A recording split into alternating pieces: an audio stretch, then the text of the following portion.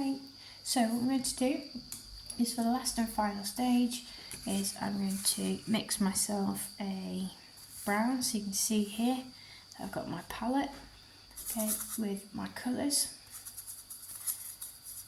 The colours that I've used with the pumpkin before. So I'm just going to mix those in with a little bit of water. They have dried a little bit since.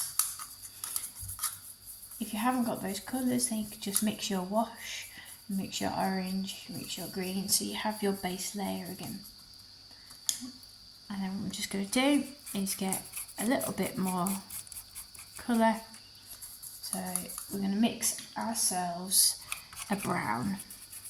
And you make brown using red, yellow and blue. So I've got my yellow. I want this to be nice and opaque, which means that I don't want too much of a wash.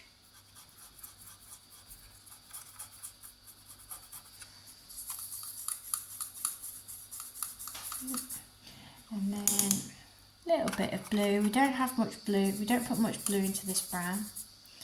If you add a little bit at a time, then you're in a little bit more control over the colours that you want to use. Okay, so this is my brown. And now all I'm going to do is this final layer. So I'm just going to put little bits of brown where it's ever so slightly darker. I'm going to put a little bit into the green as well. Okay. And I'll show you what we're going to do in a second, but first of all we're just going to put this brown into the sections that we need it. Okay.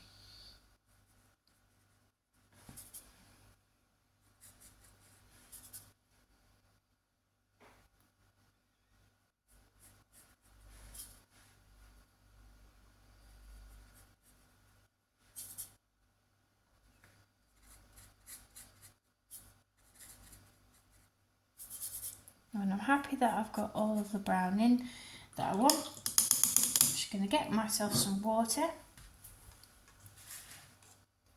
And all I'm going to do is apply a little bit of water over this brown, so it just slightly fades into the pumpkin.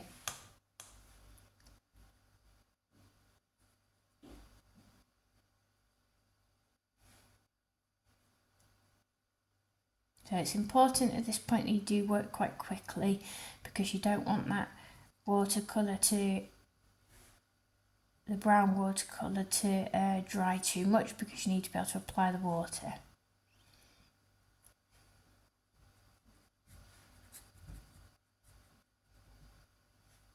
At this stage, make sure that you're not putting on or scrubbing the paper, otherwise you'll pull the paper up, because it's not watercolour paper that you're working on.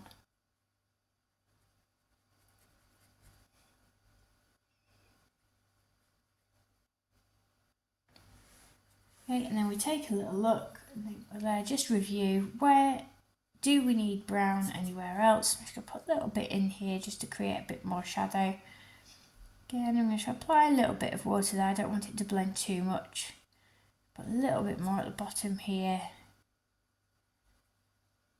Now, I'm going to look at how I'm using my paintbrush. I'm just using the tips of the brush. Okay. And I'm just going to put a little bit in the top, around the stalk, again just to create the shadow, and this time I'm not going to blend that in. That's how we add the shadow to our pumpkin.